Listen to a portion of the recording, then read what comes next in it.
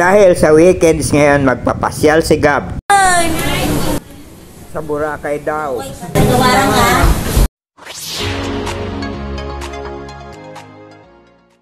Saan yung ID mo? Gab, hindi ka git katabakway ko ID? Oh no! Oh no!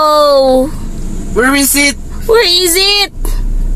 Nako, nakalimutan pa yung ID yata. Fast tayo, fast. Okay. Say fast. Oh, ang ganda pala ng Boracay.